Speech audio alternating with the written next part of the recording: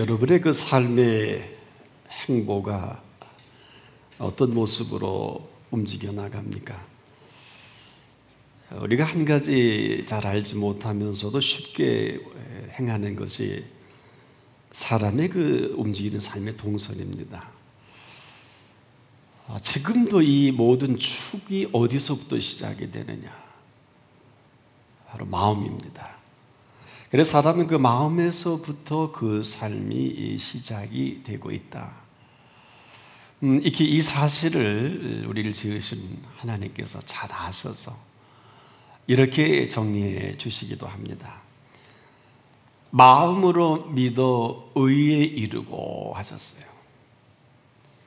의라는 이 어마어마한 이 큰 숙제를 마음으로 믿어 이 단순한 진리 하나로 의롭게 살아가도록 의인 되게 하시는 길입니다. 참 이것은 놀랍고 아주 놀라운 얘기가 아닐 수 없는 것은 여기서 끝나지 않고 이 한 가지 사실 입으로 시인하여 구원에 이르게 한다. 그래서 이 단순한 진리에서부터 인간의 삶을 진단하고 또 펼쳐 가신 비밀이 있습니다. 사실 우리가 살아가는 삶이 상당히 복잡하지 않습니까? 그런데 사실 삶이라는 것은 그렇게 복잡한 것만은 아닙니다. 단지 우리가 그냥 그렇게 살아가고 있는 것뿐이거든요. 즉 마음 가는 대로 살아가는 삶이 그냥 어느 틈인가 끝간데 없이 계속 복잡하게 만들어가고 있다는 것입니다. 우리가 이 단순한 진리로부터 우리가 멀어지는 것은 참 안타까운 일입니다. 그런데 살아보면 삶은 절대로 단순하지 않지요. 근데요, 사실 깊이 들어가 보면 그렇게 복잡한 건 아니거든요. 근데 우리가 지금 인류의 역사 가운데 믿음의 조상이라고 소개받은 분이 한 분 계시죠. 바로 아브라함인데, 아브라함의 삶을 살펴보면 큰 위로가 됩니다. 이 사람은 살아가는 삶 전체가 하나님과의 관계가 있어 그렇게 복잡하지 않아요.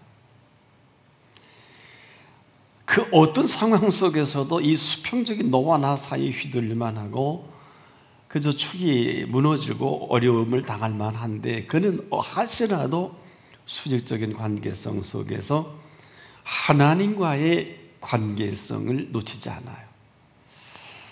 이 기점은 창세기 15장 6절부터 시작이 될 것입니다. 아브라함이 여호와를 믿으니 이를 그의 의로 여겨주시고,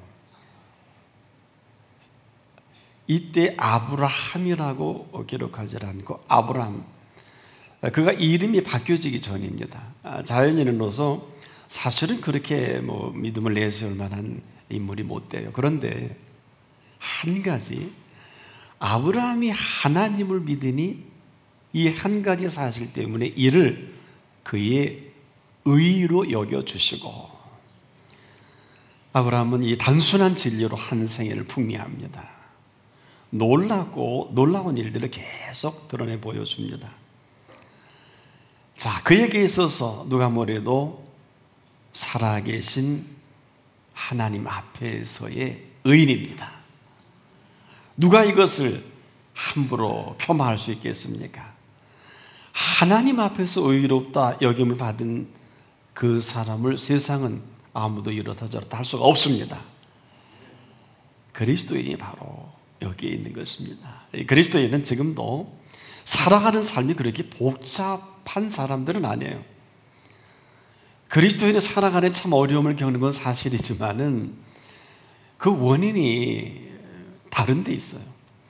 여러분, 그리스도인이 살아가는 게 힘들고 어렵다 인정을 할 수 있을 수 있겠습니다만은 사실은 그리스도인은요, 그리스도인으로 살아가면 되는 것입니다. 그런데 이렇게 하지 못하는 이 한 가지가요, 끄기서 없이 우리를 어렵고 힘들게 해요. 자, 정리해 보자고요. 그리스도인은 예수 그리스도와 함께 삶을 살아가는 사람을 말합니다. 또 그렇게 살아가면 되는 것입니다. 여러분, 문제는 예수님과 함께 살아가는데 왜 우리가 그렇게 말이 많고 탈이 많아야 할까요?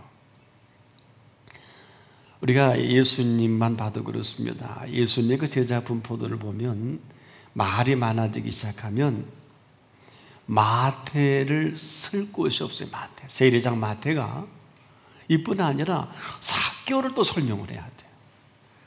여기서 멈추지 않고 사마리아 여인을 상대할 수 있겠습니까? 바로 이 여인이 설 곳이 없기에 만드는 것입니다. 그런데 주의해야 될 것은 이것은 괜찮다는 건 아니에요. 또 이렇게 해도 된다는 것은 아닙니다. 분명한 한 가지는 더는 이들이 쓸 곳이 없도록 만들어가는 이 흐름이에요. 이를 그냥 그대로 내버려 두면 어떻게 될까요? 그냥 끝입니다. 길이 없어요. 좀 안다는 이 대제사장 바리새인 서기관들은 자꾸만 말을 만듭니다. 뭐 사회 정서가 그렇지 않다는 등, 또 뭐 기본적인 뭐 사회 현실 참여가 그렇지 않다는 등 아주 이상한 논리로 아주 엮어매는데 아주 대단한 천재들입니다. 그런데 또 이렇게 하는 것을 좋아하는 무리들이 어마어마하게 많다는 거예요. 뭐 이러면 교회 꼴이 안 된다는 등 뭐 다 말은 됩니다. 그런데 중요한 것은 이러한 사람들 때문에요, 예수님이 예수님이실 수가 없는 것입니다. 그럼에도 지금 우리는요, 저와 여러분에게는 복음처럼 중요한 주제는 없어요. 시급합니다. 누가 뭐래도 오늘 우리의 교회는 예수 그리스도의 몸된 교회입니다. 그렇지 못하면 우리는 그렇지 못한 일을 계속 행할 수밖에 없어요.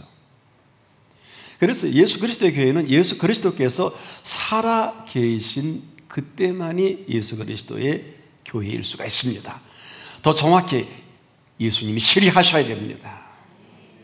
우리가 무슨 의회를 구성해서 뭘 만들고 하는 이런 것이 아니라 예수 그리스도께서 친히 통치하실 수 있는 공동체여야 합니다. 그리고 예배는 신령과 진정으로 드려지는 가운데 그분의 인도를 받아야 할 것입니다. 그런데 우리는 끊임없이 예수를 십자가에 못 박는 일에 아주 익숙한 교회 공동체가 되고 말았어요. 거기까지. 예수님을 십자가에 못 박아버린다면 다 아니라고 할 거예요. 예수님이 십자가에 못 박는 것이 뭘까요? 내 생각입니다.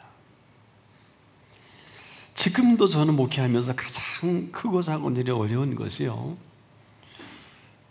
상황입니다. 그리고 다 이론과 모든 게 맞는데 틀려요. 그런데 하나님의 깊은 뜻이 있는 곳에는요, 이렇게 재보고 저렇게 재보고 이렇게 해보고 저렇게 해봐도 길이 없어요.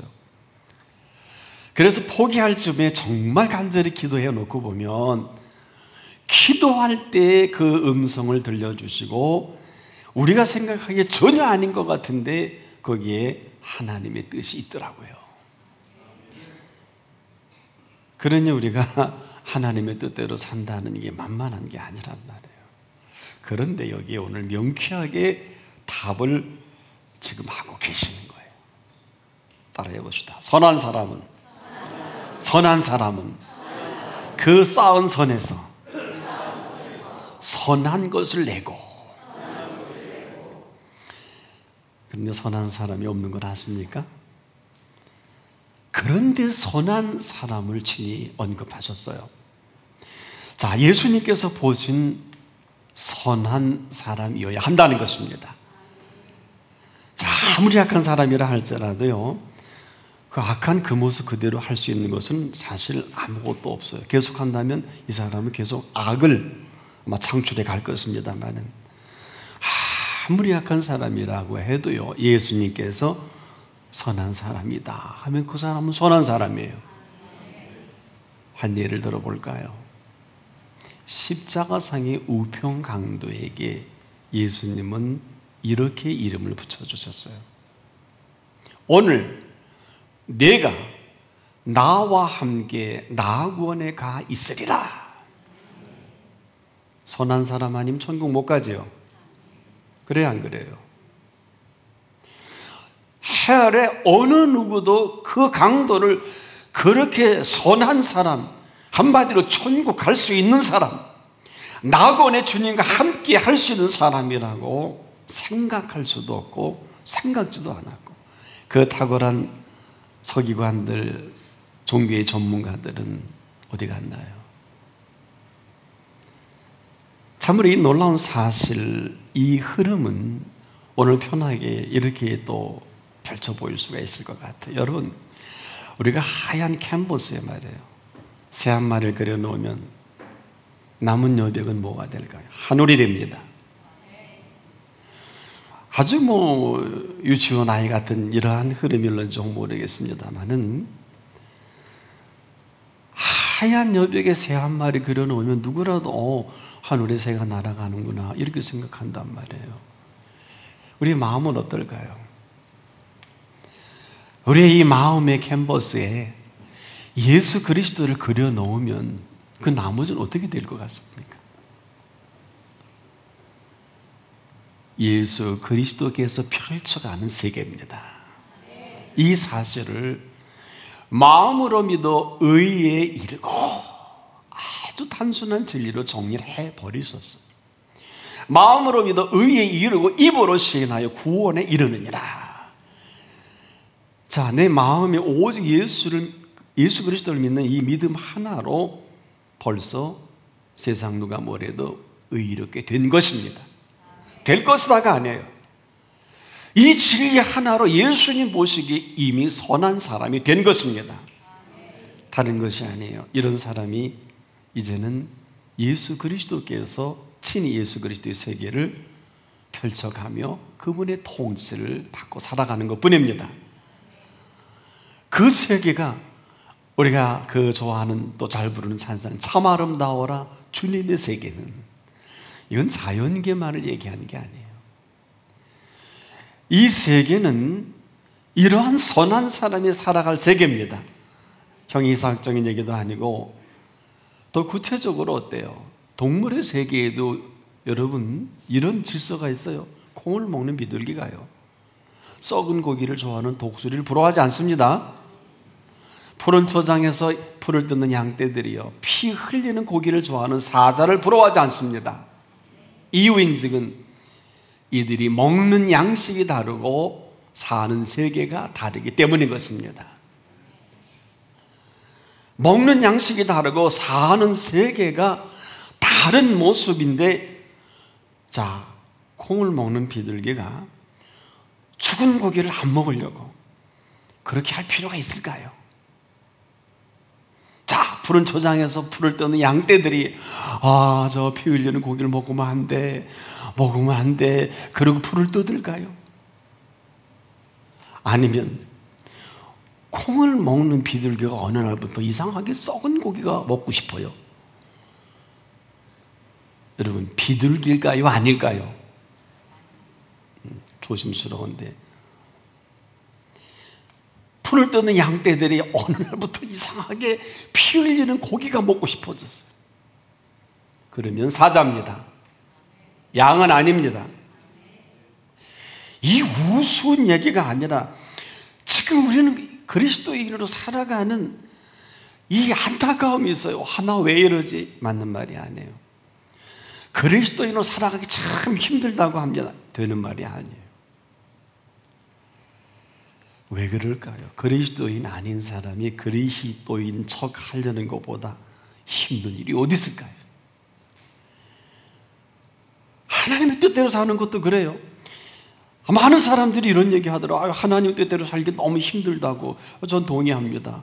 그렇죠. 하나님의 뜻대로 사는 게 쉬운 건 아니지요. 힘든 건 사실인데 동의할 수는 없어요. 무슨 얘기일까요? 하나님의 뜻을 모르는 사람이 하나님의 뜻대로 산다는 것은 어불성설이에요. 한다면 죽기보다 힘들 것입니다. 그런데 여러분 놀라지 마세요. 하나님의 뜻대로 사는 게 쉬울 것 같습니까? 아니면 하나님의 뜻대로 살지 못하는 게 쉬울 것 같습니까? 어떠세요? 사실 우리는 이 한 가지 사실을 잘못 알고 있어요. 사실 우리가 힘든 것은요, 하나님의 뜻대로 살지 못하기 때문에 힘든 거지요. 그렇다면 하나님의 뜻대로 사는 거가 힘들다면 이것은 보통 심각한 게 아니에요. 다시 정리해 보자고요. 사실은 하나님의 뜻대로 사는 것처럼 쉬운 것은 없어요. 여러분, 하나님의 뜻대로 사는 것이 어떤 것인 줄 아십니까? 어마어마한 하나님의 계획과 마스터 플랜 속에 이러저러한 일을 하는 것은 겁나 하나님의 뜻일까요? 그리스도인에게 있어서 하나님의 뜻을 이루는 건 너무너무 쉬워요. 그리스도인 아닌 사람에게는 죽을 맛일 거예요. 그러면 그리스도인에게 하나님의 뜻대로 사는 게 얼마큼 쉽고 얼마나 괜찮은 거냐? 한번 따라해 보십시오. 항상 기뻐하자. 예, 안 따라하시는 거 보니까 그건 나도 아는데 뭘 그런 얘기를 하느냐? 아는 것과 살아가는 건 다른 거예요. 지옥과 천국을 같은 선상에 두지 않기를 바랍니다. 도저히 나 그렇게 할 수 없다는 사람 많이 만납니다. 그게 맞아요. 그렇게 사세요. 그런데 얼마나 힘들고 죽을 맛입니까? 그런데 왜 우리에게 항상 기뻐하라고 하셨을까요? 여기에는 참 심오한 뜻이 있습니다. 지금 우리의 상황은 저나 여러분의 선택의 여지가 없기 때문에 하나님께서 모든 일을 통치하고 계시기 때문에 우리는 선택의 여지가 없지만 내가 어떤 모습으로 태도를 갖춰야 할 것은 선택할 수가 있어요.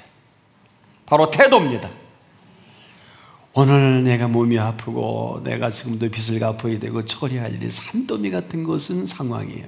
선택의 여지가 없어요. 하지만은 따라합시다. 그럼에도 불구하고 기뻐할 수 있는 건 나의 특권입니다. 왜 기뻐할까? 이걸 그대로 기뻐하면은 아마 정신이 이상이 있을 거예요. 이 상황은 틀림없지만 이 상황을 하나님이 다 기억해 주시고 하나님 반드시 좋은 방향으로 인도해 주실 것을 의심치 않는 거예요. 이것이 바로 이 산 들어 바다에 던지라 하고 그 말하는 것이 이룰 줄 믿고 사는 사람이에요. 내가 원하는 날 산에 옮겨지리라고는 생각하지 마세요. 내가 그렇게 말을 하지만 그 말을 들으시는 분이 시간과 때를 알아서 하실 겁니다. 그럼 내가 하나님 다 해버리죠. 그렇지 않아요? 우리 한 가지를 몰라요. 우리의 기도와 언어를 들으시는 분이 결정하는 타이밍 우리는 몰라요. 분명한 것은 그분이 들으신다는 거예요. 이처럼 심각한 건 없어요. 그래서 그 믿음은 오늘도 그 사람의 한 상태를 피해갈 수가 없어요. 지금도 우리가 도저히 기뻐할 수 없는데 하나님께서는 항상 기뻐하라. 이리 보고 저리 봐도 되는 노릇은 없고 내가 견디기 힘든 것 이 상황 속에서도 하나님은 우리에게 선택의 여지가 없어요. 기뻐하라는 거예요. 이건 제 얘기도 아니고요. 어느 사람의 얘기보다는 오늘 하나님께서 우리에게 명하신 명입니다. 사도 바울에게 감동을 주셔서 주신 명령입니다. 그렇다면 정리해 보자고요. 이 명령을 거역하는 사람보다 교만한 사람이 없겠지요. 자, 이 명령을 거역하는 교만보다 더한 교만이 없다면 우리는 항상 기뻐하지 않으면 어떤 사람이에요? 교만한 사람이죠. 자, 이 거역도 이런 거역이 없으면 이건 불순종이지요. 이러한 어마어마한 죄를 저지르는 것은 아무도 몰라요. 항상 기뻐하라고 했는데 기뻐할 일이 뭐가 있냐? 그건 뭐예요? 말은 되지만 하나님 앞에서는 교만한 사람이지요. 그래야 안 그래요? 이렇게 해석이 달랐어요.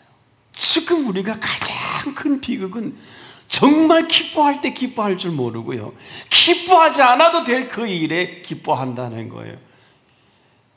예수님과 함께하는 기쁨이 아닌 것은 기쁨이 아니에요. 최고 대학에 들어가면 최고의 어디 스펙을 이루면 기뻐하는데 틀린 건 아니지만 진짜 기뻐하는 사람에게는 감동이 없어요. 정말 기뻐할 자를 기뻐할 수 있기를 바랍니다. 이 사람에게 있어서 어때요? 범사에 감사하는 것은 당연하지요. 보세요. 이 사람이 항상 기뻐할 수 있을 때 끊임없이 쉬지 않고 기도하게 되면서 범사를 보는 눈이 달라진 거 아닐까요? 범사에 감사하다 보니까 이는 그리스도 예수 안에서 너희를 향하신 하나님의 뜻이니라. 벌써 하나님의 뜻을 이룬 사람이네요. 우리는 지금 뭐 엄청난 일을 하고 실적을 올리고 뭐 어떡하고 모든 일들이 맞지만 틀리는 것은 만약에 하나님이 함께 하신 일이 아니면 내 공로겠지요. 만일에 하나님이 하신 일이 틀림없으면 하나님이 하신 거지요. 제가 이 말씀을 드리는 이유가 있어요. 수많은 사람들이 일에 짓눌려 가지고 주의 일을 해야 된다고. 주의 일은 저와 여러분이 하는 게 아니에요. 주님의 일은 주님이 하시는 거예요. 굉장히 중요합니다. 깊이 생각해 보세요. 하나님의 뜻은 하나님이 이루시는 것을 하나님의 뜻이라고 합니다. 이런 상황에 응답하지 못하는 게 목회자든 성도든 다 괴로운 거예요. 너무 목회가 힘들다. 힘 안 들 수 있나요? 의사 선생님은 환자에 치료하지만 목회자는 영혼을 살리는 일을 하는 건데 안 그렇습니까? 이게 얼마나 힘들고 중차대한 일이겠습니까? 모든 인문학을 다 동원해도 부족하게 이를 데 없는 게 한 영혼의 회복인데요. 그럼에도 우리에게 오늘 예수님은 이 위대한 진리로 자리매김을 해주신 것은 선한 사람은 누굴까요? 예수님이 선하다고 하는 사람입니다. 마음으로 믿어 의에 이르고 마음으로 믿어 의롭게 여김을 받은 사람처럼 선한 사람이 어디 있을까요? 아주 쉬워요. 오늘 생각을 바꾸는 것은 천지가 바뀌어진 것과 같다. 우리의 마음이 하얀 캔버스에 예수님 그려놓아 봅시다. 나머지 여백은 예수님이 주도하는 세계입니다. 그 세계를 우리가 살아갈 수 있을 그때 하나님의 사람 사도 바울은 이 문제로 평생을 고민한 사람이에요. 그 생의 정점을 이루는 이 때를 이렇게 표현했습니다. 오라 나는 곤고한 사람이로다. 누가 이 사망의 몸에서 나를 건져내랴. 내가 선해지려고 하는 또 내가 내 속에 선한 것이 있는데 또 한 악이 나를 사로잡아 오는 것을 보는도다. 이 고민을 할 때까지 가다가 결국은 손을 든 사람이 사도 바울이에요. 그리스도인들이 좀 진실했으면 좋겠어요. 오라 나는 곤고한 사람이로 여기서 끝나면 안 돼요. 누가 이 사망의 몸에서 나를 건져내랴. 여기서 끝나면 안 됩니다. 이렇게 로마서 7장 24절로 마감이 되는 줄 알았더니 로마서 7장 25절에 바울은 이렇게 선언합니다. 우리 주 예수 그리스도로 말미암아 하나님께 감사하리로다. 이게 그의 생의 정점이에요. 바로 터닝 포인트. 그리고 나서 로마서 8장 1절로 그러므로 그리스도 예수 안에 있는 자에게는 결코 정죄함이 없나니 이는 그리스도 예수 안에 있는 생명의 성령의 법이 죄와 사망의 법에서 너희를 자유케 하였습니다. 해방시켜 주시는 거예요. 해방구예요. 누가 뭐라 그러면 어때요? 하나님이 선하다면 선한 사람이죠. 아브라함을 보면 위로가 돼요. 그 사람 참 부족하대요. 인격도 그렇고. 그리스도의 사람은 사람에게 평가를 받는 게 아니라 하나님께 평가를 받습니다. 그래서 우리를 선한 사람으로 여겨 주셔야 합니다. 그렇지 못하면 여전히 악한 사람으로 살아갈 수밖에 없어요. 길이 없어요. 오늘 우리는 하나만 하면 됩니다. 내 마음의 캔버스에 노절한 그림을 이제 내가 지울 수 있잖아요. 그리고 장을 넘겨보십시다. 다음 페이지로 넘겨보세요. 그리고 거기에 예수 그리스도를 그리세요. 그 그려놓은 예수님께서 그 남은 여백을 예수 그리스도의 세계로 채워가게 하실 것입니다. 그리고 이렇게 노래하게 하실 거예요. 참 아름다워라 주님의 세계는 저 솔로몬의 옷보다 더 고운 백합화. 주 찬송하는 듯 저 맑은 새소리 내 아버지의 지으신 그 솜씨 깊도다.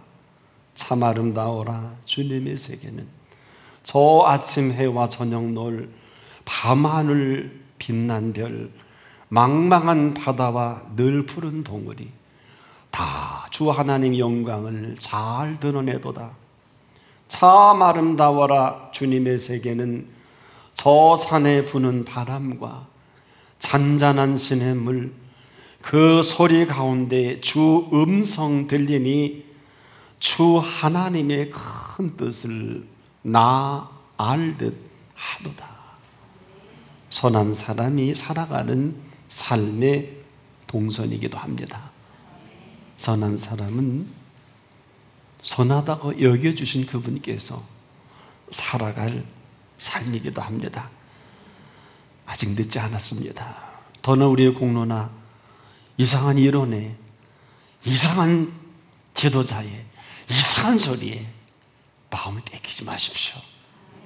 오직 예수 그리스도의 아름다운 그 그림을 그려 놓으십시오. 이것은 형이상학적인 것이 아니라 오늘도 이렇게 살아가고 싶으신 예수님의 소망이십니다.